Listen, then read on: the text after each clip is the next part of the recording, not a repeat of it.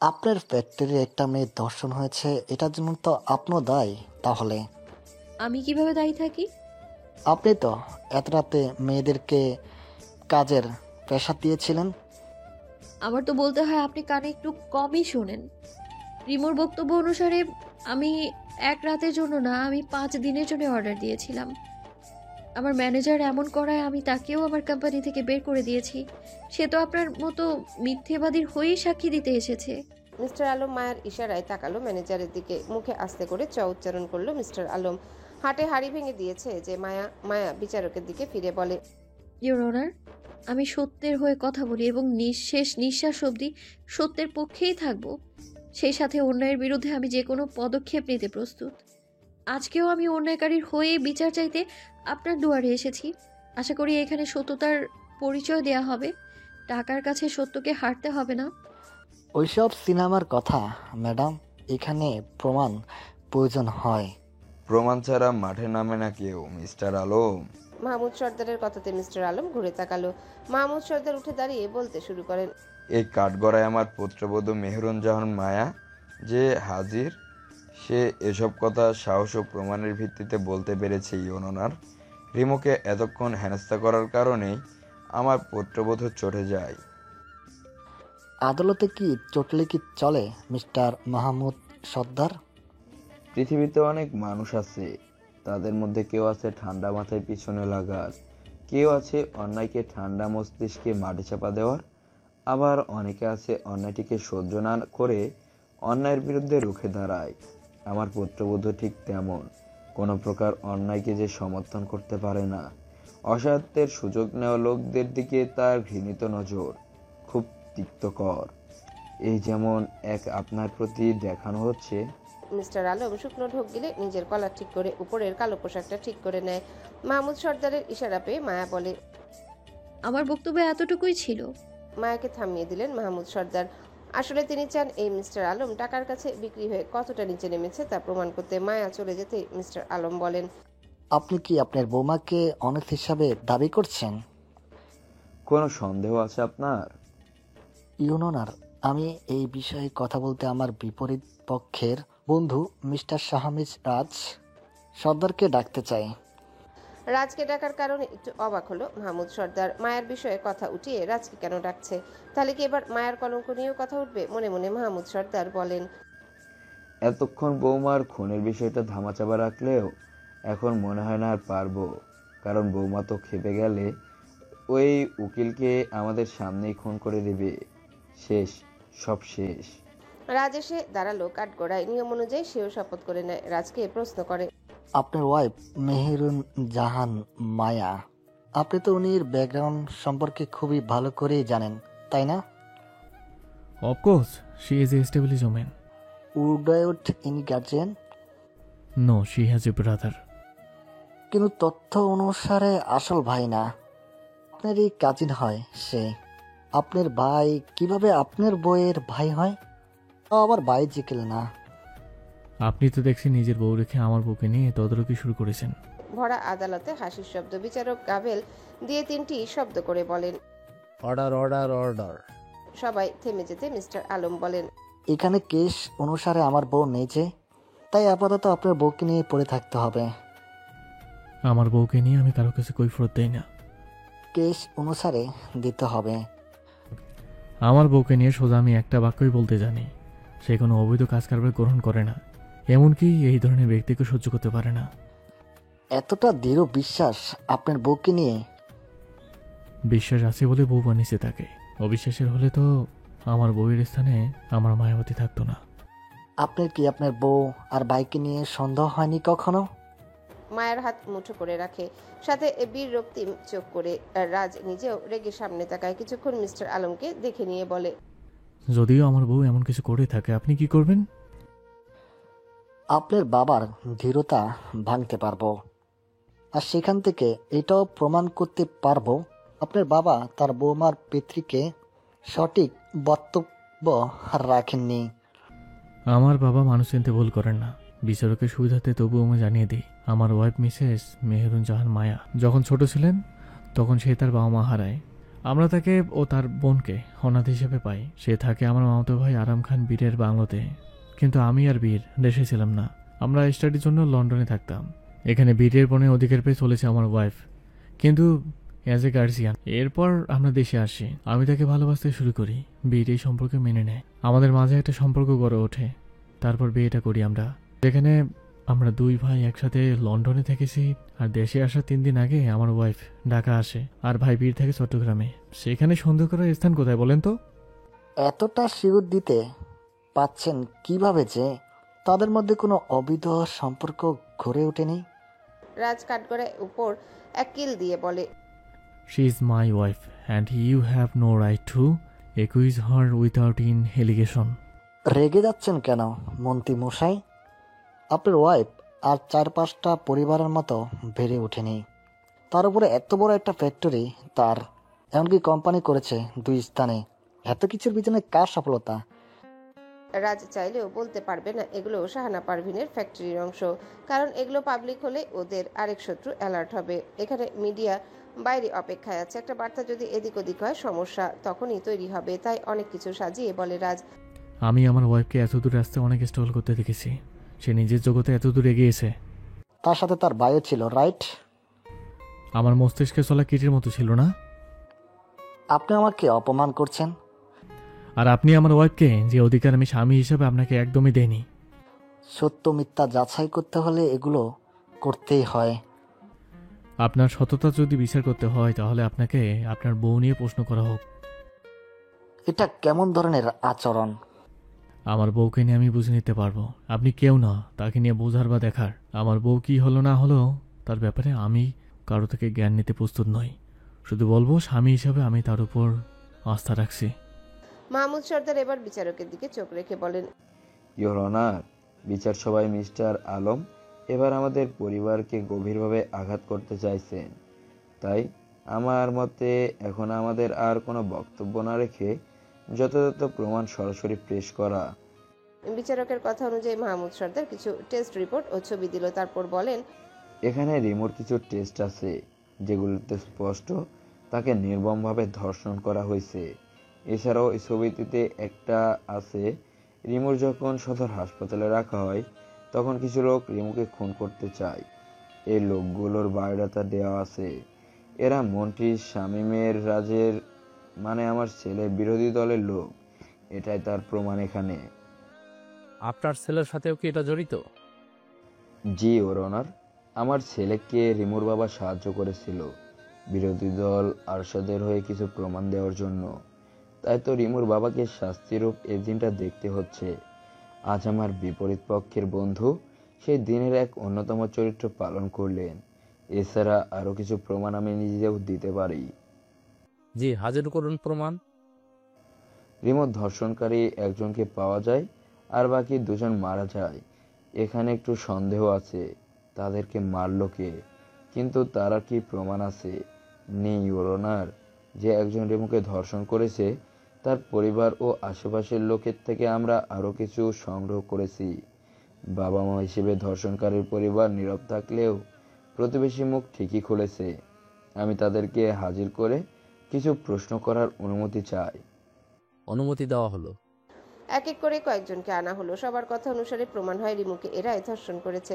সব শুনে বুঝে বিচারক বলেন, রিমুকে যারা ধর্ষণ করেছে তাদেরকে যাবজ্জীবন কারাদণ্ড ও অর্থদণ্ড দেওয়া হলো।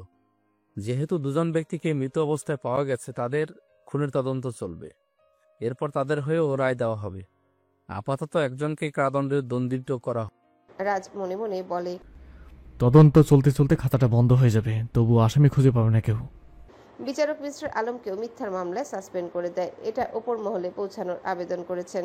মিস্টার আলম এই কারণে ভেঙে পড়েন, চেয়ারে বসে কপালে হাত রাখলেন। মাহমুদ সর্দার চোখ থেকে চশমা খুলে বলেন, আমি ওকালতি করিনি কখনো, কিন্তু আমি সত্যের হয়ে লড়তে শিখেছি। বলেই চলে যান মাহমুদ সর্দার। তার পিছনে তার পরিবারের সকলে ছিলেন। সবাই হাঁটছেন নিজেদের মতো করে, একসাথে দলবদ্ধ একটি পরিবার। সাংবাদিক এটাকে ভিডিও করছে, বেশ ভালোই প্রশংসা পাচ্ছে রাজ ও তার পরিবার। অন্যদিকে আসামিকে নিয়ে যাওয়া হচ্ছে গাড়িতে করে। খুনি দুজনের বাবা ওখানে উপস্থিত। একজন তো ক্ষিপ্ত হয়ে প্যান্টের পকেট থেকে বন্দুক বের করে, বন্দুকটা রাখলো মাহমুদ সর্দারের দিকে, বরাবর সোজা বন্দুক রেখে দিল। মাহমুদ সর্দারকে শেষ করতে ইচ্ছা করছে তার, কারণ তার লড়াই তো এত দূর এগিয়েছে। বন্দুক দিয়ে যেই শুট করবে অমনি এটা রাজের নজরে আসে। বাবাকে বাঁচাতে খুব দ্রুত লাফ দিয়ে মাহমুদ সর্দারের সামনে চলে আসে রাজ। গুলিটা এসে লাগে রাজের বুক বরাবর। হঠাৎই সকলের হাসি খুশি মুখের মাঝে রাজের বুকটা আচ্ছাদ করে রক্তের ছিটা বের হয়। রক্ত ছিটকে এসেছে মাহমুদ সর্দারের মুখের উপর। ছেলের রক্ত আচমকা বাবার মুখে এসে পড়ল। হাসি খুশি মুখে থাকা একজন বাবা, যে কিনা পরিবারের সাথে গর্ববোধ করছিলেন, আচমকাই তার এমন দৃশ্য তৈরি হলো। মেনে নিতে পারলেন না তিনি। দুই হাতে আগলে নিলেন রাজকে। রাজ বুকে হাত রাখতে গিয়েও ঢলে পড়ে যায়, শরীর নিস্তেজ হয়ে আসে। এর মাঝে আলো একটা গুলি এসে লাগে রাজের বুকের আরো কিছুটা দূরে। মায়া এবার চিৎকার দিয়ে বলে, মন্ত্রীমশাই। রাজ ওর বাবার কোলে ঢলে পড়ে। রুদ্র আশেপাশে তাকে সোজা দেখতে পায়। আসামিকে দৌড়ে ধরতে নেয় তাদের, কিন্তু তারা গাড়িতে উঠে চলে যায় দ্রুত গতিতে। রুদ্র হার মানল না, সেও পিছনে ছুটলো। সাথে ছুটছে পুলিশের গাড়ি। রাজকে হাসপাতালে নেওয়ার জন্য গাড়িতে ওঠানো হয়। মায়ের অবস্থা খারাপ, ও রাজের জন্য এবার ছটফট করে, সাথে বাকিরাও। মাহমুদ সর্দারের বুকে ধরফর করছে তার প্রথম সন্তান। বাবার কাছে সন্তানের এই দৃশ্য দেখা যে খুব কঠিন। অনেক কষ্টে গাড়িতে উঠানো হলো রাজকে। হাত কাঁপছে মাহমুদ সর্দারের। বীর ড্রাইভ করছে, যারা সামলাচ্ছে সিয়ার হিয়াকে। মায়া উঁচু স্বরে বলে, তারেক, তারেক কাছে আসতেই মায়া বলে, ওই লোকটার গ্রেফতার হলেও জামিনের ব্যবস্থা তুমি করবে। কিন্তু ম্যাম, মায়া হাত উঁচিয়ে থামিয়ে দিয়ে বলে, আমার স্বামীকে মেরে ফেলার শাস্তি তাকে আমি নিজ হাতে দিব। রাজকে হাসপাতালে আনা হয়েছে। ঘন্টাখানিক হয়ে গেল। অপারেশন রুমের বাইরে বসে মেঝেতে মাথা করে রেখেছেন মাহমুদ সর্দার। ছেলের জন্য দুশ্চিন্তায় মাথা কাজ করছে না, সেই সাথে মাথা কাজ করা বন্ধ করেছে মায়ার। মাহমুদ সর্দার চোখের পানি ফেলতে সিয়ার হিয়া দুই পাশে বসে বাবার চোখের পানি মুছে দেয়। হিয়া ওর বাবার দিকে ফিরে বলে, এইভাবে কান্না করো না বাবা, সব ঠিক হয়ে যাবে। আমার ছেলেকে বাঁচাতে তার জীবনের ঝুঁকি নিয়েছে। নিজের জন্য ছেলেকে আজ মৃত্যুর মুখে দেখছি। এর থেকে কষ্ট করার কি হতে পারে? ভাইয়া তোমাকে অনেক ভালোবাসে বাবা, তোমার কষ্ট ভাইয়া সহ্য করতে পারবে না। আর তোর ভাইয়ের কষ্ট বুঝি আমার সহ্য হয়? ছেলেটাকে বেশ সুস্থভাবে জীবন পেয়েছে। কয়েকদিন ধরে আবার রোহিণীর কথা মনে করে অসুস্থ হয়ে পড়েছে। ওর আড়ালে চোখের পানি আমি দেখতে পাই। মায়া এবার প্রশ্ন ছুড়ল, কি হয়েছিল ওই সময়টা যে মন্ত্রীমশাই ভেঙে পড়ে? আমার প্রথম স্ত্রী রোহিণী খান, মালিনী খানের যমজ বোন। ওকে আমি প্রথম দেখি রাসের নানা ভাইয়ের সাথে।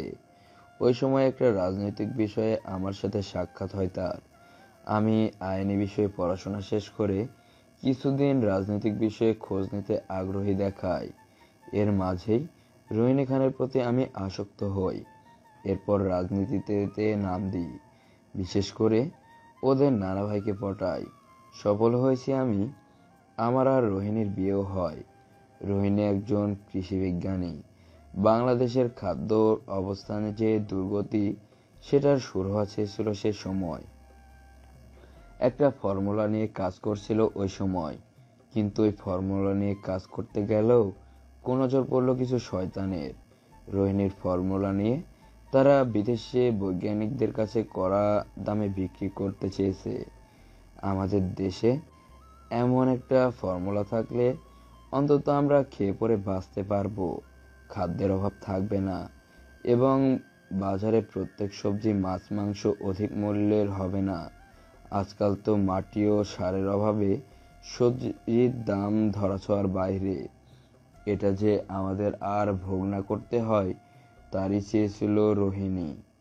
দেশের কথা চিন্তা করতে গিয়ে তাকে হারাতে হলো সম্মান। আমি ওই দিন মিটিংয়ে থাকি। মিটিং শেষে রোহিণীর কাছে যাই, কিন্তু তার আগেই দেখতে পাই ওর নিথর দেহ, পুরো মুখে কামড়ের দাগ। ওর শরীরের অবস্থা পুরো বাজে। এগুলো আমি মুখে বলতে পারবো না। ওই সময় সিসি ক্যামেরা ছিল না, তাই আমরা কিছু ধরতে পারছিলাম না। অনেকবার তদন্ত করেও কেসের খাতা বন্ধ করা হয়েছে। আমার রাজ সেদিন ওর মায়ের ওই দেহ দেখে নীরব হয়ে গেছিল। ও প্রথমে বুঝতে পারেনি ওর মায়ের দেহ এত জখম কেন। ওর মস্তিষ্ক তখন একটাই কথা, ওর মা আর বেঁচে নেই। সেদিনও ছেলেটা কান্না করেনি, পুরো বোবা হয়েছিল। এর ঠিক 2 দিন পর যখন ও শুনতে পায় ওর মাকে ধর্ষণ করা হয়েছে, তখন থেকে ওর পুরো ঘর জুড়ে হাউমাউ করে কান্না করে, বারবার একটা কথাই বলে, আমার মাকে যারা খুন করেছে তাদেরকে আমি শেষ করিয়ে দিব। এই পৃথিবীতে তাদের অবস্থা আমি আমার মায়ের থেকেও বাজে করে দেব। তেলে তেলে মারবো আমি তাদের। সে থেকে রাজ কোনো ধর্ষিতা মেয়েকে দেখলে ভেঙে পড়ে। ওর মায়ের কথা মনে পড়ে। এর আগেও একবার ওর মানসিক আঘাত লাগে, তাই আমরা ওকে এসব কথা মনে না করানোর চেষ্টা করি। আমি যদিও পারি না, এগুলো আমার বাবারাই পারতো। এরপর শাহিনা পেরেছিল, কিন্তু শাহিনা ও অন্যদের ইচ্ছায় রাজকে লন্ডন যেতে হয়। এরপর রাজ একটু একটু করে স্বাভাবিক হয়। এই যে রিমুকে দেখছে, আমি বুঝতে পারছি রাজের ঠিক কোথায় কষ্ট হচ্ছে। ও যে ওর মাকে মনে করে মনে মনে আঘাত পাচ্ছে। মন্ত্রীমশাই কি এখনো তদন্ত করছেন? ও তো তদন্ত কয়েকবার করেই চলেছে। আসামিদের বের করতে হলে একটাই রাস্তা জানা লাগে, সে রাস্তাটাই তো পাওয়া যাচ্ছে না। আপনাদের কারোর প্রতি সন্দেহ হয়নি? কাকে বা সন্দেহ করব? রোহিণীর তো কারো সাথে মেশে না। ফর্মুলা কোথায়? ওটার সন্ধান এখনো চলছে। রাজের দাদু কোথায় রেখে গিয়েছেন কেউ জানেন না। পেছন থেকে বলে মালিনী। সাথে আছে সোনালী, মোহন সর্দার ও রুবি। মায়া ওদেরকে দেখে শান্ত দৃষ্টি দিল। পিয়াস দৌড়ে এসে বলে, একটা ঝামেলা হয়ে গেল। কিসের? কাল স্যারের শুনানি দেওয়ার ছিল। যে উদ্যোগে শুনানি, উদ্যোগটা স্যার নিজে দরখাস্ত করেছিল বছর 5 কি 6 ধরে। অনেক প্রচেষ্টার পর অনুমতি পেয়েছে। শিডিউলে কালকে এটার বিষয়ে শুনানি আছে। কিছু জ্ঞানী ব্যক্তি আসবেন বাইরে থেকে, সাথে আসবেন আরো কিছু মিনিস্টার। জনগণ উপস্থিত হবে সেখানে, বিশেষ করে কৃষকদের আনা হবে। মায়া কথা থামিয়ে দিল। এখানে এ কৃষক মানে কিছু হলে মায়ের মস্তিষ্ক কিছু জানান দিল, তাই বলে উঠে। কাগজটা দেখি। পিয়াস এগিয়ে দিতেই মায়া দেখে তাতে আছে দেশের কৃষি ব্যবস্থার কিছু নিয়ম, যেটা রাজকে শুনানি দিতে হবে পুরোপুরি বুঝিয়ে। মায়া এটা দেখে বলে, মন্ত্রীমশাই তো। ওনার বিপরীতে কেউ চাইলে সেও শুনানি দিতে পারবে ম্যাম, তবে তাকে শাহমীর রাজ সর্দারের মতো বিশ্বস্ত হতে হবে। এর মাঝে অপারেশন রুম থেকে বের হয় আদ্র। আদ্রকে দেখে সিয়া দৌড়ে আসে, কারণ সে একেবারে দরজার কাছে ছিল। প্রশ্ন করে, ভাইয়া কেমন আছেন? অবস্থা ভালো না, রক্ত লাগবে 2 ব্যাগ। অনেক রক্ত ঝরেছে শরীর থেকে। আমরা রক্তের ব্যবস্থা করেছি, কিন্তু ব্রোর মানসিক অবস্থা খারাপ। সে অতিরিক্ত দুশ্চিন্তায় থাকে, যার কারণে আরো বেশি দুর্বল হয়ে পড়েছে। সবাই বুঝলো ব্যাপারটা, তাই কেউ কথা বাড়ালো না। মায়া এবার প্রশ্ন করে, রিকভার হতে কতদিন লাগবে? কমপক্ষে হলেও সপ্তাহ তো লাগবেই। আপাতত হাসপাতালে রেখে স্যালাইন চলবে। আচ্ছা। মায়া এবার মাহমুদ সর্দারের দিকে ফিরে তাকায়। তার অবস্থা ভালো না। পিয়াস বলে ওঠে, তার দলের কোনো লোক? আসলে ম্যাম, বস তো এগুলো তেমন কারো হাতে দিতে চায় না। এটা একান্তই সে তার কাছে জমা রেখেছে। সোনালী এগিয়ে এসে বলে, আমার মনে হয় এসব কাজে মোহনার যাওয়াটা ভালো হবে। ভাইজান তো এখন মানসিকভাবে অসুস্থ, বাবাও তো সবাইকে বলে গেছেন। রাজ আর মোহনা হলো একে অপরের ঢাল। রাজের এই বিপদে না হয় মোহনা যাক। মায়া ভ্রুকুটি করে বলে, মন্ত্রীমশাইয়ের ঢাল হিসেবে প্রথম স্থান বাবা, দ্বিতীয় স্থান বউ রাখে। এখানে তৃতীয় ব্যক্তিকে আমি অন্তত সহ্য করব না। তাহলে কে যাবে শুনানি দিতে? কেন, আমাকে কি আপনার চোখে পড়ে না? সোনালী হেসে দেয়, বলে, কিভাবে শুনানি দিবে তুমি? কতটুকু যোগ্যতা আছে তোমার? আপনার থেকে একটু বেশি যোগ্যতা আছে আমার। নইলে কি এই কয় মাসে আপনাকে টপকাতে পারতাম? তোমার স্বামী হাসপাতালে ভর্তি, তার সেবা করতে হবে তো। স্বামীর সেবা করার লোকের অভাব নেই। তার 2 বোন আছে, তার বউ আছে, তার বাবা আছে।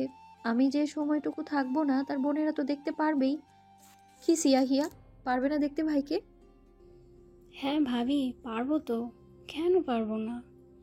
আমরা আমাদের ভাইদের জন্য এতটুকু করতেই পারি। তাহলে আর কি কাকি শাশুমা, কাল আমি যাচ্ছি শুনানি দিতে। সোনালীকে কথাটুকু বললেই আদ্রকে বলে, মন্ত্রীমশাইয়ের সাথে দেখা করা যাবে কি? গভীর ঘুমে আছে, এমনি দেখা করতে পারো, কিন্তু জাগানো যাবে না। আচ্ছা। মায়া অপারেশন রুমের দিকে পা এগোতে নিয়েও একবার থেমে পিছনে ফিরে বলে, স্বামী স্ত্রীর সম্পর্ক মজবুত থাকে ঠিক ততক্ষণ যতক্ষণ সেখানে তৃতীয় ব্যক্তি না আসে। তৃতীয় ব্যক্তি সহানুভূতি নিয়ে আসবে, আমরা সহানুভূতি দেখাবো, এরপর ঠিক কি হবে, সংসারটা ভেঙে টুকরো টুকরো হয়ে যাবে। এটা তো আমি কখনো হতে দিব না।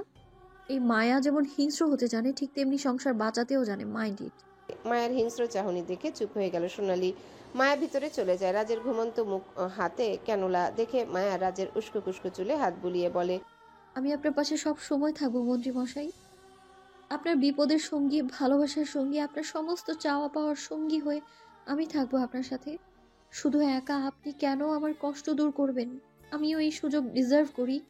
রাজের ঘুমের মাঝে সুযোগ নিল মায়া। রাজের কপালে চুম্বন দিয়ে বলে, আপনার দুষ্টু কথা থেকে বাঁচতে আপনার ঘুমের সুযোগ নিলাম মন্ত্রী মশাই। চোখের পানি মুছে মায়া বাইরে এসে বলে, আমাকে একটু বাসায় যেতে হবে।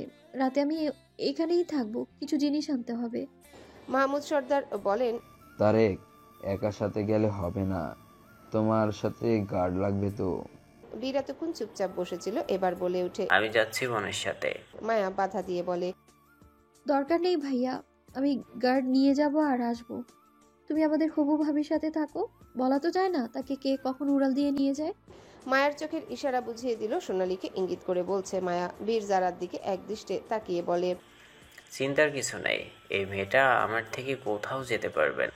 যদিও কেউ আমাদের দিকে নজর দিতে আসে, তাকে সোজা কবরস্থানে পাঠানো হবে।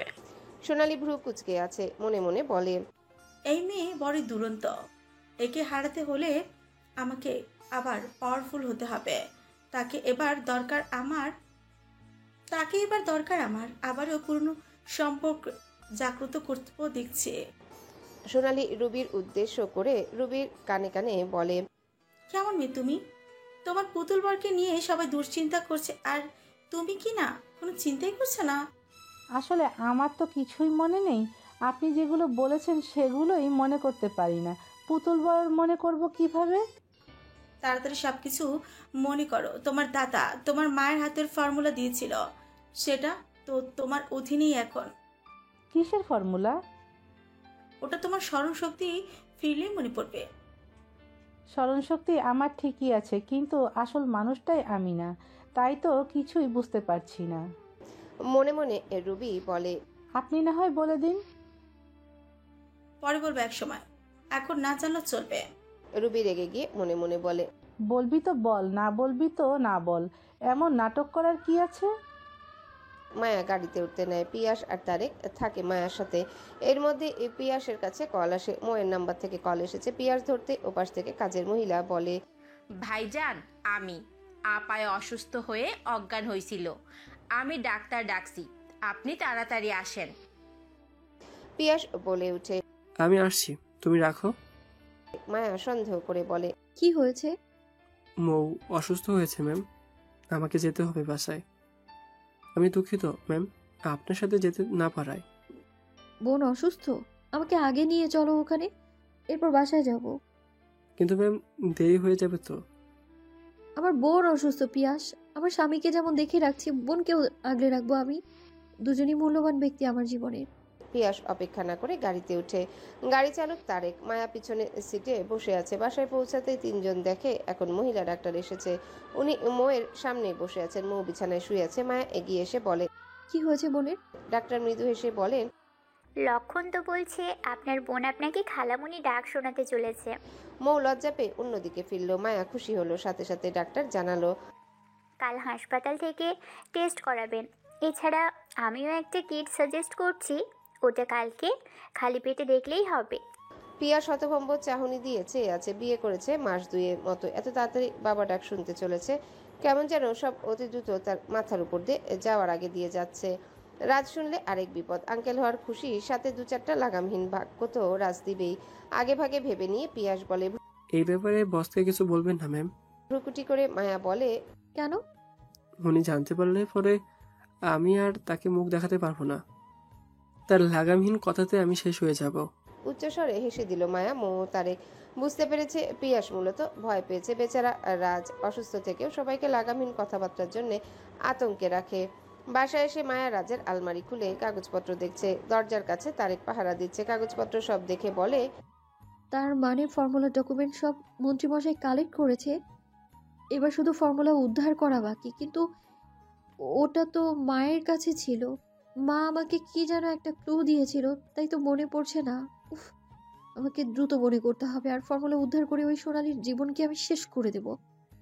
একটু ভেবে মায়া থেমে গিয়ে নিজেকে বলে, ওয়েট, আমার মাকে ওই রাতে মারার কারণটা তো ফর্মুলাও ছিল, শুধু তো মোহন সর্দার আর তার সম্পত্তিকে ভাগ করা না।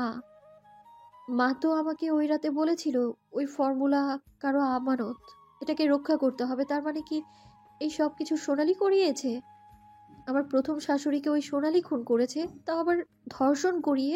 ছি, এই মহিলা কতটা খারাপ! এই বিষাক্ত মহিলাকে তো আমি বিষ খাইয়ে খাইয়ে মারবো। মন্ত্রীমশাইয়ের কথাটাই আমি রাখবো, ওকে আমি তিলে তিলে মারবো। শুধুমাত্র ফর্মুলার সন্ধান করা বাকি আমার। সংসদে শুনানি সকল কাগজপত্র নিয়ে মায়া চলে আসে হাসপাতালে। এসেই বাইরে শুধু দুজন গার্ডকে দেখতে পায়। তারেকের দিকে তাকিয়ে মায়া বলে, তুমি বাসায় চলে যাও। নো ম্যাম, আমি এখানে আপনাদের পাহারা দিব। রিস্ক নিতে চাই না আপনাদের নিয়ে। মায়া মাথাটা উপর নিচ করে ভিতরে চলে যায়। ভিতরে আসতেই মায়ের মাথা গরম হয়ে যায়। রাজের সামনে দাঁড়িয়ে আছে মেয়ে নার্স।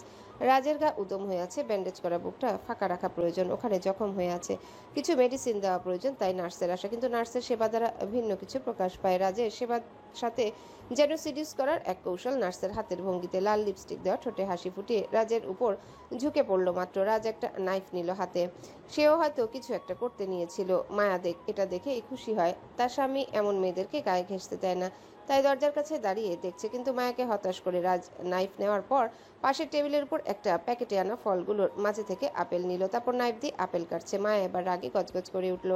রাজ না দেখেও ঠোঁট প্রসারিত করে আছে। আসলেই কি রাজ দেখেনি মায়াকে?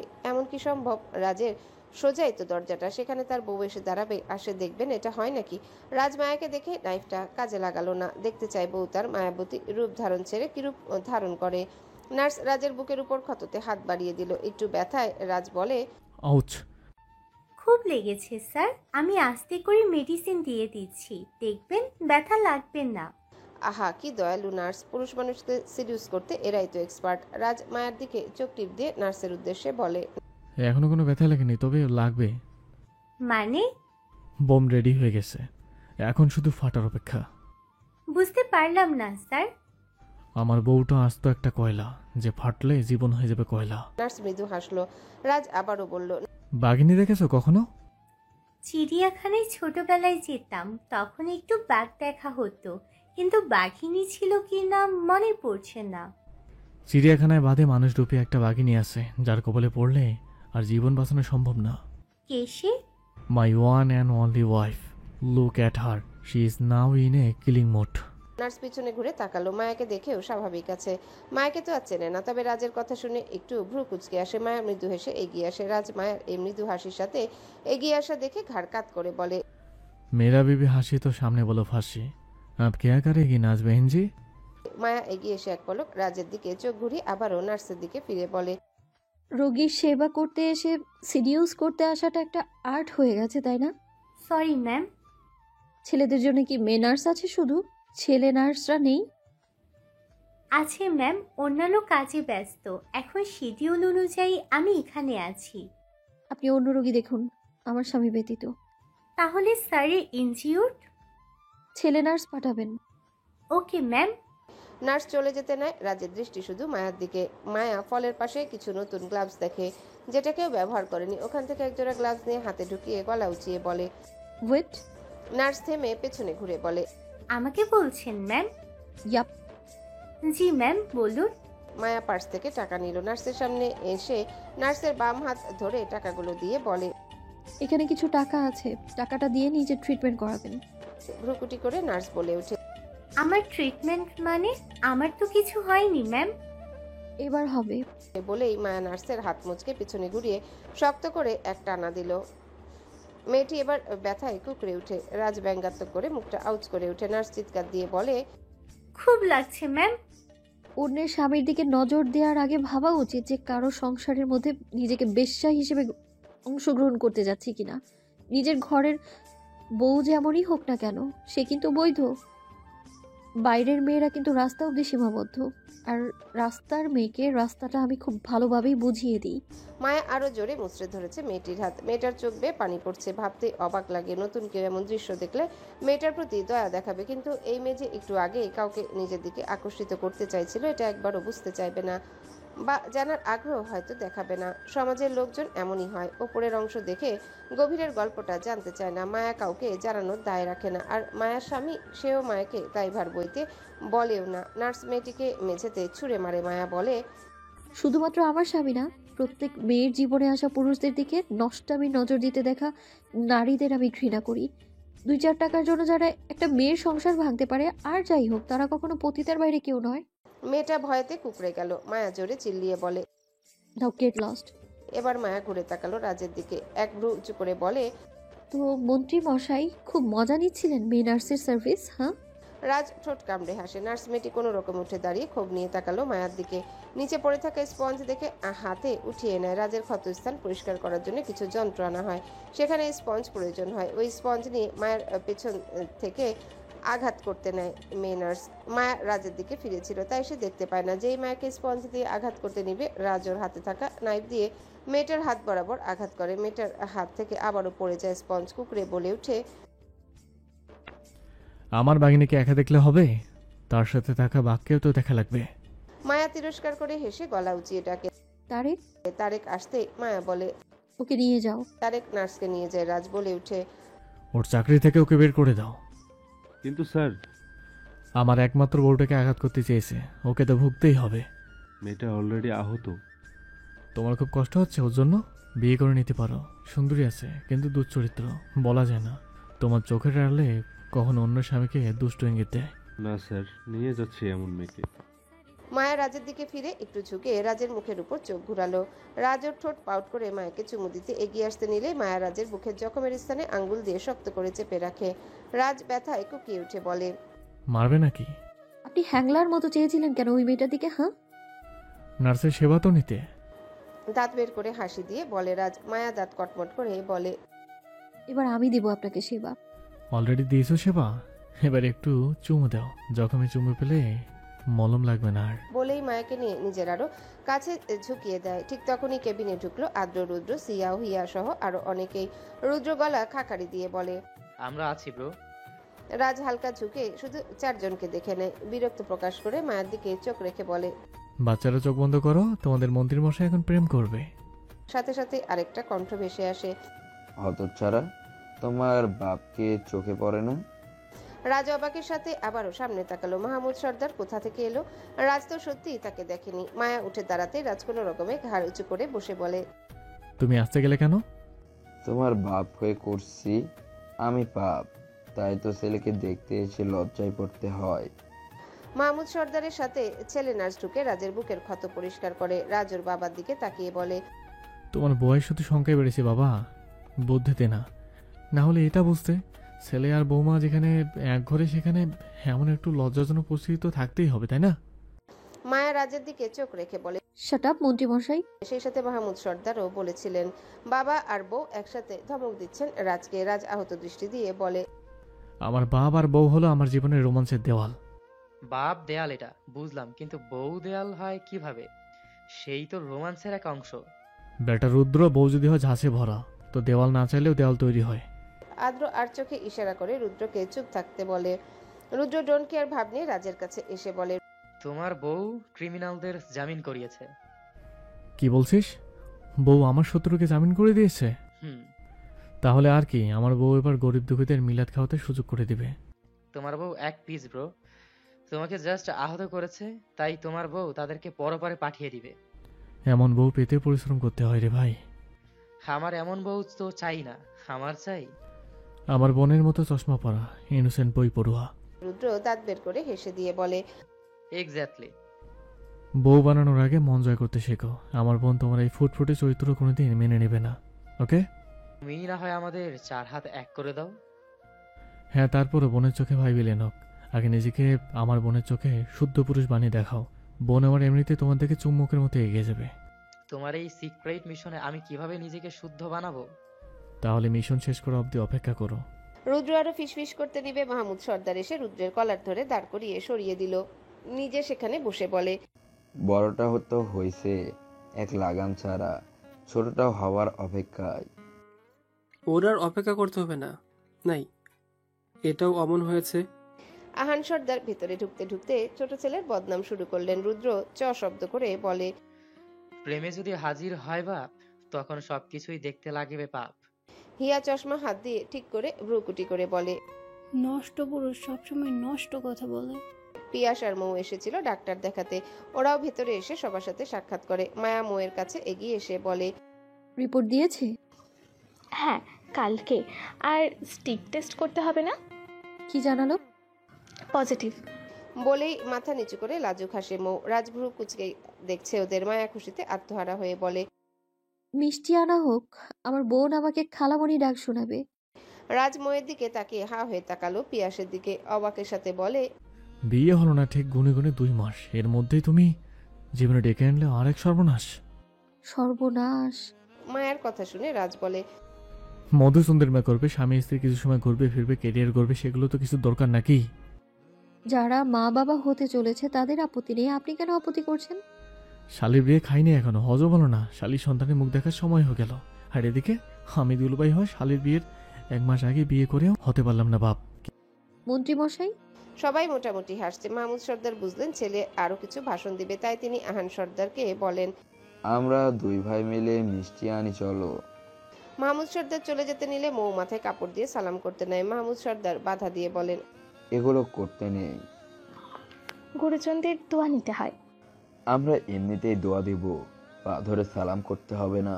মৌ এবার আহান সর্দারের দিকে ফিরলে তিনিও একই কথা বলেন, এগুলো পুরাতন মানুষদের মুখের বলি, এগুলো বিশ্বাস করতে নেই। আমরা মন ভরে তোমাদের জন্য দোয়া করব। মৌ খুশি হলো। মাহমুদ সর্দার আর আহান সর্দার বের হলেন মিষ্টি আনতে। রাজ হিসাব করছে ওদের বিয়ের কতদিন হলো। হিসাবে আসলো 2 মাস হতে আরো 1 সপ্তাহ মতো আছে। না না, 1 সপ্তাহ না, 5 দিন আছে। রাজ হেসে দিয়ে বলে, কি ব্যাপার প্রিয় বেবি, একে একে ছক্কা মেরে দিচ্ছ যে তুমি? বসকে হিংসা হয় নাকি যে বিয়ের বছর পেরোবার আগে বাপ হলে? অসুস্থ রাজ, যার কিনা বেড রেস্ট প্রয়োজন, সে এখন বউ নিয়ে রোম্যান্স করে, তারপর আবার যাকে পারে তাকেই লজ্জায় ফেলে। পিয়াস চুপ করে থাকলে মায়া বলে, আপনি আমার বোনকে লজ্জায় ফেলছেন মন্ত্রী মশাই। তোমার বোনে যে আমার পরে বিয়ে করে আমার আগে বাবা হয় আমাকে লজ্জায় ফেলেছে, তার বেলা কি করবে মায়াবতী? মন্ত্রী মশাই। আচ্ছা আচ্ছা, আমি আর কিছুই বলবো না। বলেই রাজ মায়াকে একটু ইশারা করলো। মায়া রাজের দিকে একটু ঝুঁকে গেল। রাজ বলে, খালামণি হওয়ার খবর পেয়েছো? বাবা না হয় মিষ্টি আনতে গেছে, তুমি কিছু দেবে না? আমি না হয় রোগী হয়ে বিছনে পড়ে আছি। টাকা দেওয়া কি উচিত হবে? ওই ডরে দেখো মানিব্যাগে একটা স্বর্ণের চেন আছে, আমাকে অপারেশনের জন্য সবকিছু নিয়ে ওখানে রাখা হয়েছে। চেনটা আমার মেয়ের, আমার মানিব্যাগে সবসময় রেখে দিতাম, আজ না হয় মৌকে দিলাম। এটার দরকার নেই, আমি কালকে ওকে কিছু উপহার দিব। হুস, খুশি ঘর পেতে গেলে কিছু দিতে হয়, এটা সর্দার পরিবারের একটা আলাদা ভালোবাসা, তুমি দিয়ে দাও। আচ্ছা। মায়া ড্রয়ার খুলে রাজের মানি ব্যাগ নিয়ে দেখে ওখানে মায়ের ছবি। মায়া হাসি মুখে এক পাশ থেকে চেন নিয়ে মৌকে বলে, এদিকে আয় বোন। মৌ এগিয়ে আসতে মায়া চেন পরিয়ে দিয়ে বলে, তোর দুলাভাইয়ের তরফ থেকে উপহার, আমারটা কাল পাবি। এটার দরকার ছিল না আপু। ভালোবাসা হিসেবে এটা দরকার আছে বোন। মৌ পিয়াসকে ইশারা দিয়ে এগিয়ে আসতে বলে। পিয়াস আসতে দুজনে রাজের পায়ের কাছে এসে যেই হাত রাখতে যাবে, রাজ অসুস্থ শরীর নিয়ে কোনো মতে পা সরিয়ে বলে, আমি নিজেই তো এখনো বাবা হয়নি, তোমাদেরকে আমাকে দেখতে বুড়ো বুড়ো লাগছে? আরে সালাম করছো কেন? আপনি আমার দুলা ভাই, সালাম করব না? শালি সবসময় হয় হৃদয়ের রানী, তাকে কি করে ধরতে দেয় পাখানি? সবাই হেসে দেয়। সিয়াহিয়া এসে জড়িয়ে ধরে মৌকে। সবাই শুভেচ্ছা জানায়। মাহমুদ সর্দার ও আহান সর্দার ফিরে এসেছেন মিষ্টি বক্স হাতে নিয়ে। সবাই মিষ্টি মুখ করতে ব্যস্ত। এর মাঝেই মায়ার কাছে কল আসে। মায়া ফোনে তাকিয়ে দেখে রুবি। মায়া রিসিভ করে বলে, বলো ম্যাম, মিসেস সোনালি আজকে তার বোনের মেয়েকে নিয়ে চট্টগ্রাম যাচ্ছেন। হোয়াট? ইয়েস ম্যাম, আসলে উনি আপনাদের হারাতে আর কি যেন কারণে যারা ম্যামকে বীর স্যারের থেকে আলাদা করার প্ল্যান করছে। কালকেই কোনো বিজনেসম্যানের সাথে যারা ম্যামের বিয়ে দিবে। যারা কি রাজি? এটা জানি না ম্যাম, বীর স্যার কোনো মিটিংয়ে বিজি, এই সুযোগে মিসেস সোনালি নিয়ে যাচ্ছেন যারা ম্যামকে। বিয়েটা কোথায় হচ্ছে এটার আপডেট আমাকে দিবে। আর তুমি কি ওদের সাথে? হ্যাঁ ম্যাম। গ্রেট, তাহলে তোমার জিপিএস অন রাখো। Okay ma'am. মায়া কল কাটতেই মাহমুদ সর্দার ভ্রুকুটি করে বলে, কি হয়েছে? জারাকে নিয়ে চট্টগ্রাম যাচ্ছে মিসেস সোনালি। কোনো এক বিজনেসম্যানের সাথে বিয়ে দিবে জারাকে।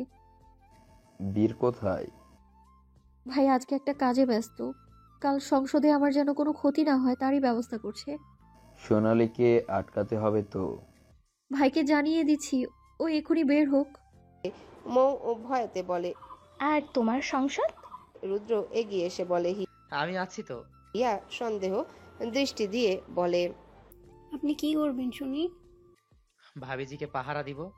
তাহলে ভাবির রিস্ক আরো বাড়বে। তোর ছোট মস্তিষ্কে এত চাপ দিতে হবে না, তুই বই নিয়ে পড়ে থাক। আচ্ছা সিরিয়াস সময় ঝগড়া করো না তোমরা। তোমরা প্যানিক নিও না, বীরকে যখন খেপিয়ে দিয়েছি বীর কাউকে ছাড়বে না। একটা অ্যাকশন তো বিয়েতে হবেই। যারা বেবির বিয়েটা মিস করবো আমিস। সকালবেলা মায়া কাগজপত্র নিয়ে রাজের সাথে কথা বলে। মায়া সমস্ত প্রয়োজনীয় কাগজ নিয়ে রাজের সামনে ধরে দেখিয়ে এক একটা বিষয় উপস্থাপনা করে। রাজ সে কি আর তার সুন্দরী বউ রেখে এই কাগজের দিকে বেশিক্ষণ তাকাতে পারে? তার দৃষ্টি আছে মায়ার দিকে। মায়া কাগজগুলো পাশে রেখে রাজের দিকে ফিরে বলে, আমার মুখে কি ইনফরমেশন লেখা আছে মন্ত্রীমশাই? তোমার ঠোঁটে আছে মায়াবতী। কিভাবে? তোমার ঠোঁটের নাড়াচাড়া দেখে আমি বুঝে গেছি ওখানে কি আছে লেখা। লুচু মন্ত্রীমশাই, কাছে আসো, একটু চুম্বন বিলাস করে নেই। আমি চেঞ্জ করতে যাব, সংসদে যেতে হবে। যাওয়ার আগে স্বামীর দোয়া নিয়ে যাও। দোয়া করবেন স্বামী আমার জন্য। এইভাবে দোয়া চাইলে তো দোয়া দিব না। আমার উষ্ঠে চুম্বনের অভাব বোধ করছি, এটা পরিপূর্ণ করে ওই উষ্ঠে থেকে নিজের জন্য দোয়া নিয়ে যাও। মায়া চোখ ছোট ছোট করে চাইল। রাজ তার চাওয়া পূর্ণ করতে স্থির। ডান হাত দিয়ে মায়ার আঁচল টেনে নিজের কাছে নিয়ে এসে বলে, ব্যথাটা আমার পক্ষে, ভাগ্যিস হাতে না, তাহলে চুম্বন বিলাস করতে তোমাকে কাছে পাওয়া সম্ভব হতো না আমার। মায়ার ওষ্ঠ নিজের দখলে করে নেয় রাজ। মায়া চোখ বন্ধ রেখে রাজের ভালোবাসা আদায় করছে। দরজায় কড়া নাড়ার শব্দ হতে মায়া উঠে দাঁড়ায়। রাজ গলা উঁচিয়ে বলে, আবে কে রে? মাহমুদ সর্দার দরজাটা একটু খুলে মাথা দিয়ে উকি মেরে বলেন, তোমার ভুল করে পয়দা করা বাপরে। আসলে আমার মিস্টেক হয়েছে, ভুল করে তোমার বউয়ের পেটে এসে জায়গা নিয়েছিলাম, নাহলে বাবার থেকে এই শাস্তি আমাকে পেতে হতো না। তোমার কপাল ভালো, আমার মতো বাবা পেয়েছো। অন্য কারো সন্তান হলে তোমার স্থান হতো কবরস্থানে। রাজ সূক্ষ্ম দৃষ্টি দিয়ে বলে, আমার কপাল অতটাও ভালো না যে তুমি এত গর্ববোধ করে কথা বলছো। যে বাবা ছেলে আর ছেলে বউকে একা থাকতে দেয় না, সেই বাবার সন্তানকে কবরে না পাঠিয়ে দেব আলাদা সাজা। বেয়াদব, আমি তোমাকে সাজা দেই? আচ্ছা ধরো তুমি আর তোমার বউ দুজনে আলাপ আলোচনা করছো, আমি গিয়ে তোমাদের মধ্যে কাবাব নিয়ে হাড্ডি হচ্ছে, তোমার মধ্যে তখন কেমন কাজ করবে? আমাকে নিয়ে মন চাইবে না আমাকে খুন করতে?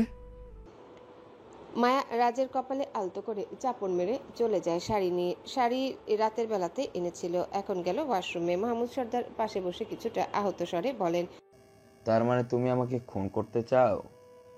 কথা পাল্টাতে খুব ভালো শিখেছো, কিন্তু আসল কথাটা বুঝতে শিখলে না। বুঝেছি আমি এভাবে হবে না। একটু সুস্থ হয়নি, রাত 12টা ভোর 6টা এমন এমন সময় গিয়ে তোমার ঘরের দরজা করা নাড়বো আমি, তখন বুঝবে। এত করে কি হবে?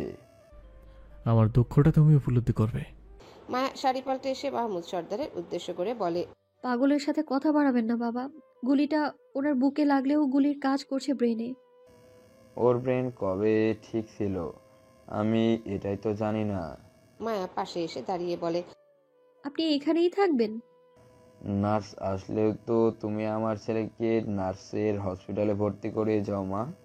রাজ এবার হা হা করে হেসে দিল। মাহমুদ সর্দারের দুশ্চিন্তা শেষ নেই। ছেলে লাগামহীন কথা তো তাও হজমের মতো, কিন্তু বৌমার যে এক এক সময় অ্যাটাক করার স্বভাব আছে, এটা তো ভয়ঙ্কর।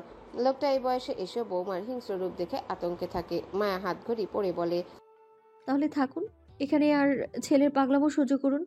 আমার একটু কানের পোকাগুলো থেকে ছুটি মিলল। আমাকে না ফাঁসলেও চলতো মা। ওনাকে পৃথিবীর আলো দেখিয়ে ফেসে আপনি আগেই গেছেন বাবা। রাজ এবারও হেসে দেয়। মাহমুদ সর্দারের মুখটা দেখার মতো। লোকটা লজ্জা পেতে পেতে শেষমেশ কিনা বৌমাও তাকে খোঁচা মারল। এমন ছেলেকে জন্ম দেওয়ার জন্য তারেক আসতেই মায়া সবাইকে বিদায় দিয়ে চলে যায়। সংসদে এসেছে মায়া। গাড়ি থেকে নামতে মিডিয়ার লোকেরা হাজির। লাইভ হচ্ছে সেখানে। হাসপাতালের কেবিনে টিভি আছে, সেখানে লাইভ দেখছে মাহমুদ সর্দার, রাজ, আদ্র, সিয়া আর হিয়া। মায়া বের হতে সবাই মায়াকে ঘেরাও করে ধরে। মায়া চোখে সানগ্লাস হাত দিয়ে ঠিক করে সবার দিকে চোখ রাখে, হাত উঁচিয়ে সবাইকে হাসি মুখে জানান দিল সে সবার পাশে আছে। পারফেক্ট নেতৃত্বর মতোই লাগছে মায়াকে। রাজ বলে উঠে, নেতার বউ পারফেক্ট নেত্রী। মায়া গাড়ির সামনে সিট থেকে বের হয়। রুদ্রকে দেখে অবাক হলো হিয়া। ভ্রুকুচকে বিরক্তির সাথে বলে, ভাবির সেফটির প্রয়োজন ছিল, উনি গেল কোন দুঃখে, তাও আবার একা। তোর কি তোর ওনার জন্য খুব চিন্তা হিয়া? তুই চুপ থাক, আমার ভাবির জন্য চিন্তা হচ্ছে। ভাবিকে যদি বিরোধী দল বাধা দিতে আসে, এই লোকটা কি করতে পারবে শুনি? মেয়েদের সাথে ড্যান্স করা ছাড়া তার কি আর বিশেষ গুণ আছে? আদ্র গলা খাকারি দিয়ে বলে, আমার ভাইয়ের ভালো ভালো ভালো গুণ আছে, যদি একটু পরখ করো তাহলে দেখতে পাবে। আপনার ভাইয়ের ওই গুণ দেখার ইচ্ছা নেই আমার। তাহলে চুপ থাক। রুদ্র ভাই গিয়ে ভালোই হয়েছে, যেভাবে জিম করে সকালবেলা একদম পারফেক্ট ফাইট পারবে। তুই খেয়াল করে দেখিস। না দেখার কি আছে? আদ্র ভ্রুকুটি করে চাইল সিয়ার দিকে, মনে মনে বলল, আজ থেকে গ্যারেজের পাশে জিমের ব্যবস্থা করব। একজনকে পটাতে গিয়ে আরেকজনের নজরে চলে যাচ্ছে ভাই আমার। তুই তোর হবু বরকে দেখ না। আমার হবু দেবরকে দেখলে তোর সমস্যা কি? কেন দেখবি তাকে? আমার জানতে হবে তাই? কোনোদিন তো তোর হবু দুলাভাই নিয়ে ভাবিসনি, জানিয়ে এত চিন্তা। তুই জেলাস কেন? কারণ ভুলবশত তুই আমার বোন। মাহমুদ সর্দার মাথায় হাত দিলেন। মেয়েদের তর্ক দেখে রাজ মিটিমিটি হেসে বলে, তোমার ভুলবশত সন্তানগুলো তোমাকে সব জায়গায় টানবে বাবা। তোমার খুব ভালো লাগছে তাই না? তুমি যেমন আফসোস করো তোমার ছেলে হয়ে আমার জন্ম নেওয়াটা, তোমার ছোট মেয়েও আফসোস করে তোমার বড় মেয়ে জন্ম নেওয়াটা। তোমার বউ বিপদে আছে, সেদিকে একটু তাকাও। আমার বউ বিপদে না, বরং অন্যদের বিপদে রাখে। তোমার শালাকে নিয়ে ভাবছো না? আমি তো বললাম তুমি তোমার ভাইকে নিয়ে চিন্তা করো না বাবা। আমার যে শালা সে হলো আরেক জ্বালা। তোমার ভাইকে দ্বিতীয়বার না করে দেয় বউ হারা। আমার হয়েছে যত জ্বালা। মায়া শুনানি দিতে ফ্লোরে এসে উপস্থিত হয়।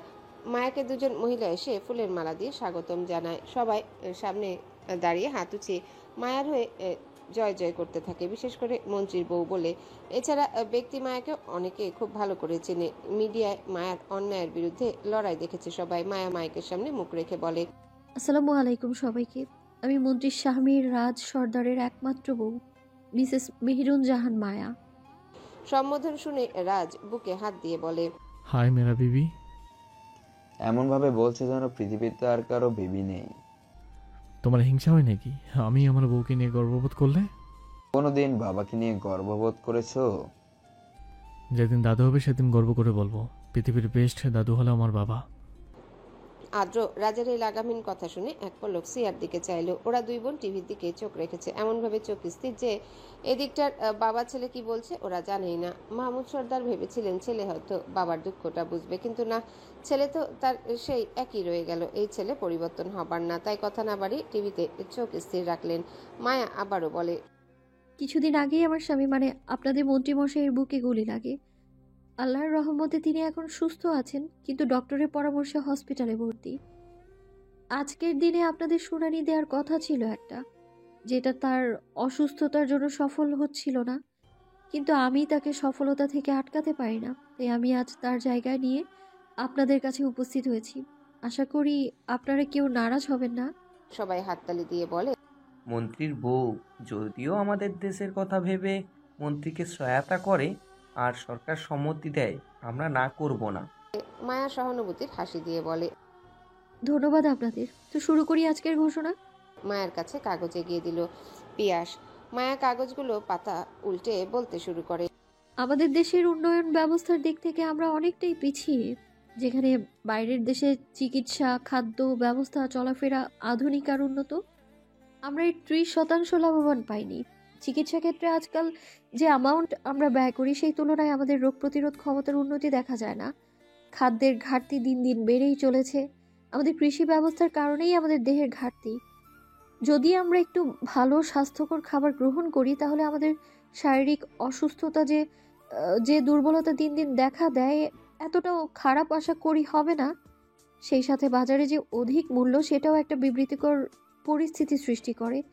দেশে অনেক পরিবার আছে যারা শিক্ষা, চিকিৎসা, বস্ত্র এত কিছুর অর্থ জোগাড় করতে গিয়ে সঠিক খাদ্যের জোগাড় করতে পারে না। আবার চাহিদা অনুসারে জোগাড়ের অনেক ঘাটতি থাকে। সেই যোগান ঘাটতি যেন না থাকে তার জন্য একটা সুস্থ ব্যবস্থা আমাদের মন্ত্রী শাহমীর রাজ আপনাদের জন্য রেখেছেন। সবাই হাতের শক্তি দিয়ে তালি দিল। মায়া মৃদু হেসে বলে, একজন কৃষি মন্ত্রী হিসেবে তিনি দেশের খাদ্য উন্নয়ন নিয়ে যেমন ভেবেছেন, ঠিক তেমনই ভেবেছেন কৃষকদের নিয়েও। কৃষক নিজের পরিশ্রম দিয়ে সঠিক মূল্য পেলে বাজারে খাদ্যের মূল্য তালিকা গড়ে ওঠে।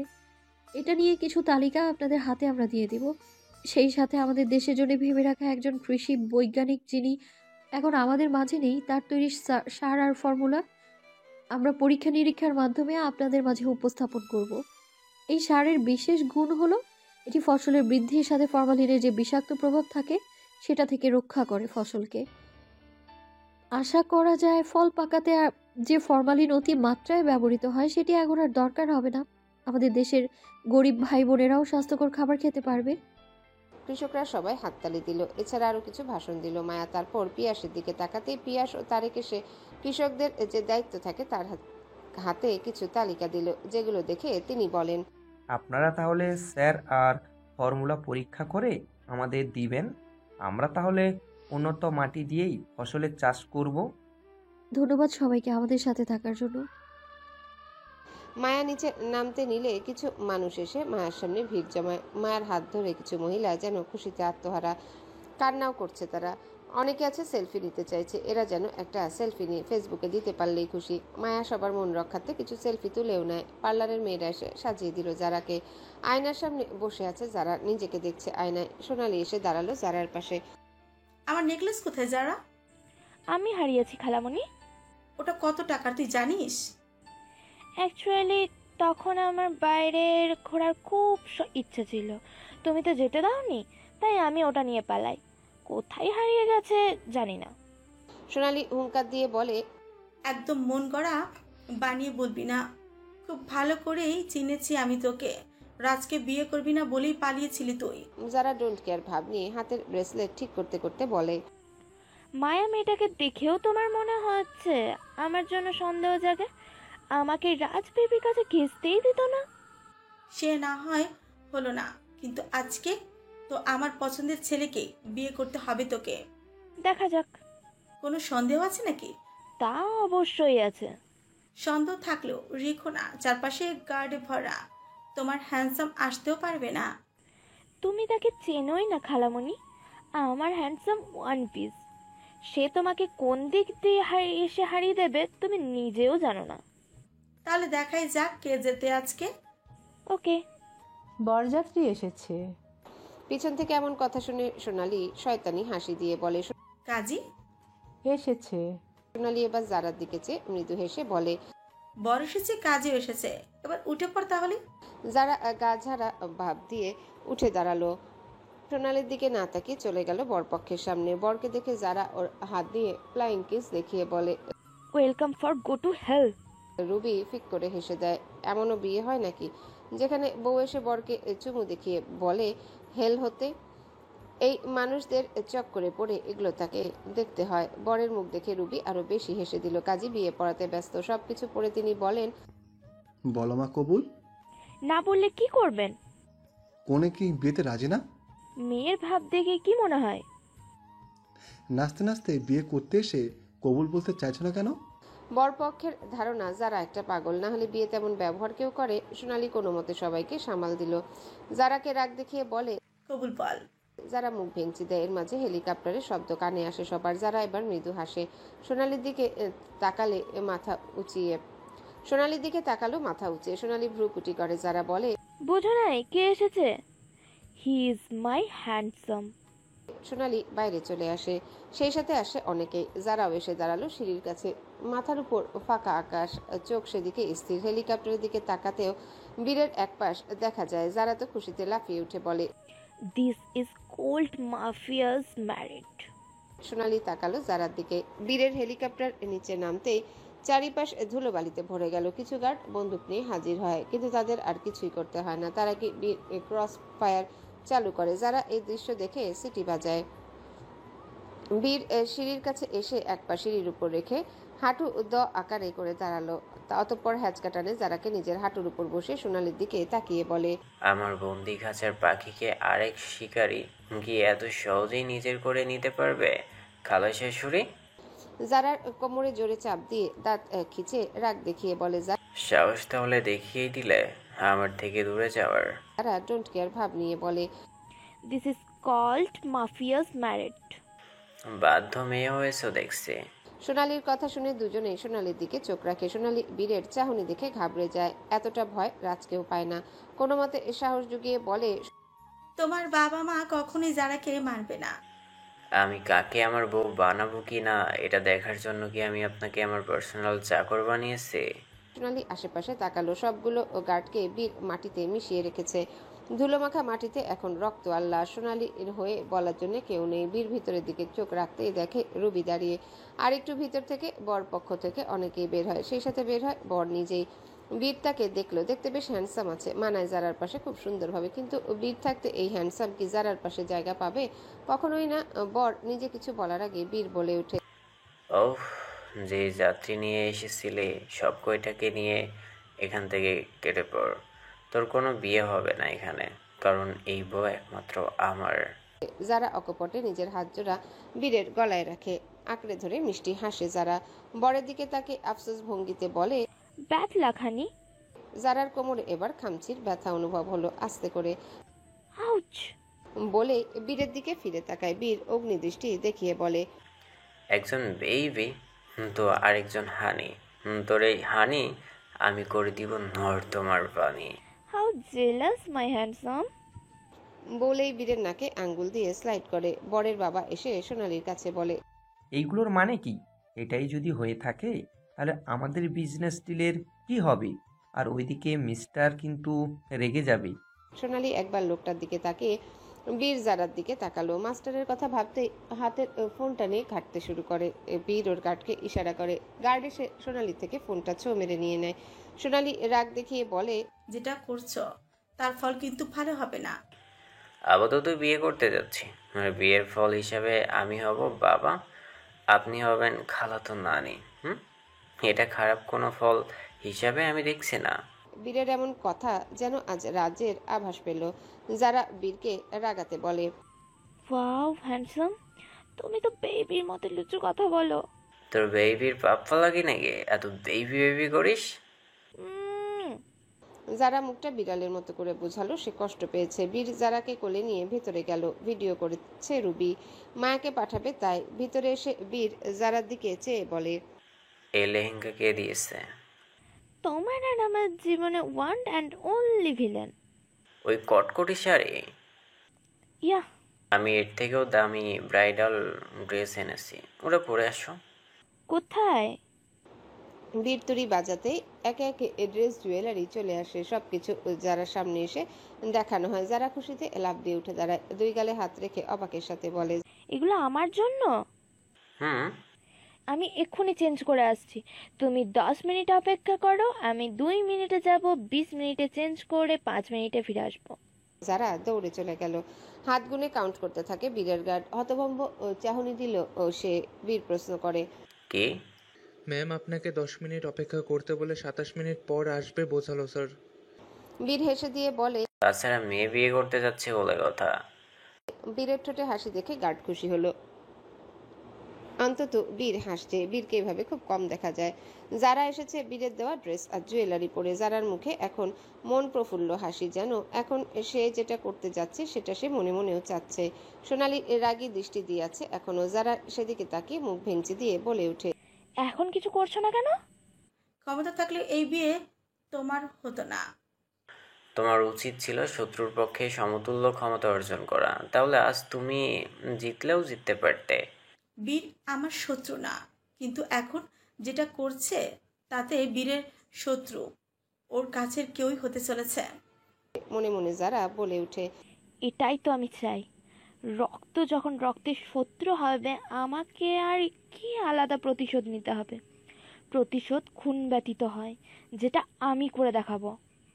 যারা এসে বীরের পাশে বসে। গার্ড কাজীর দিকে তাকিয়ে বলে, বিয়ের সব নিয়ম এক থাকলেও বরের নাম পাল্টাবে, সেইভাবে বিয়ে দিন। কাজী মাথা উপর নিচ করে এবার বিয়ে পড়ায়। সবশেষে যারার দিকে ফিরে কিছু ভেবে বলে, এবার কি কবুল বলবে মা? বীর যারার দিকে ফিরে আবারও কাজীর দিকে ফিরে বলে, কোন দিক থেকে মনে হয় মেয়ে কবুল বলবে না? আগেরবারও মুখে হাসি রেখে বিয়েতে বসেছিল মেয়েটি। কবুল বলার সময় বলতে নারাজ ছিল, তাই জিজ্ঞাসা করা। বীর এবার যারার দিকে নরম চাহনি দিল। যারা তার অপেক্ষায় ছিল। ফিচেল হেসে বলে, পাত্রী এবার বিয়েতে রাজি। কাজী বলেন, তাহলে মা বলো কবুল। যারা মুখে হাসি রেখে একেবারে বলে দেয়, কবুল কবুল কবুল। কাজী হা হয়ে বলে উঠে, প্রথমে তো বলেনি, এবার হুড়ুর করে বলে দিল। এ কেমন বিয়ে? ইউনিক বিয়ে, বউ অনেক এক্সাইটেড। তাই এই বউকে দেখলে বোঝা যায় না সে কখন এক্সাইটেড আর কখন এক্সাইটেড না। বীর টেবিলের উপর বাড়ি দিয়ে বলে, আপনাকে বুঝতে হবে না। কাজী কেঁপে উঠল ভয়েতে, কারণ হুঙ্কারের সাথে সবার হাতে বন্দুক আছে। বন্দুক না থাকলে কাজী তার গলা উঁচিয়ে রাখতো, এই বন্দুক তার গলাটা নেতিয়ে রেখেছে। অনেক কষ্টে দুজনের মুখ থেকে কবুল শুনলো। এমন না যে বীর যারা কবুল বলতে নারাজ। কাজী নিজেই ঘেমে উঠছে, কেঁপে উঠছে। বিয়ে শেষ হতেই গার্জরা মিষ্টির প্যাকেট আনে। প্রথম মিষ্টি সোনালির সামনে রাখে। বীরের ইশারা পেয়ে রাখে। সোনালি রেগে থাকলেও জীবনে দয়া মায়া করে খায়। বীর মৃদু হাসে শুধু। এর মধ্যে বীরের ফোনে কল আসে। বীর একটু দূরে গিয়ে কল ধরতে ওপাশ থেকে জানায়, ম্যামের সেন্স ফিরেছে স্যার। উঠেই মোহ নাম নিল। আমি চিনতে পারছি না এই নামের কাউকে। বীর খুশি হয়, পেছনে ঘুরে সোনালির দিকে তাকায়। সতীন জেগে উঠছে এবার। সোনালির দিকে তাকিয়ে মৃদু হাসলো, তারপর বলে, আদ্রর সাথে কথা বলে আলাদা সেফটি রাখতে হবে। এতদিন আমি নিজের কন্ট্রোলে রাখলেও এখন আমিও এই সোনালির নজরে এসেছি। দূরে থেকে যতটুকু সুরক্ষিত রেখেছি এখন এটাও সম্ভব না। আপাতত আদ্র আর রুদ্র কারো শিকার না, তাই ওদের সাথে কন্ট্যাক্ট করো। Okay sir. আরেকটা ইনফরমেশন পেয়েছি। কি? মিসেস সোনালির ছেলে মিহির আজ দেশে ফিরেছেন। সে এসে ফর্মুলা নিয়ে ইনভেস্টিগেশন শুরু করবে। বীর মৃদু হেসে বলে, ওকে। কল কাটলো বীর।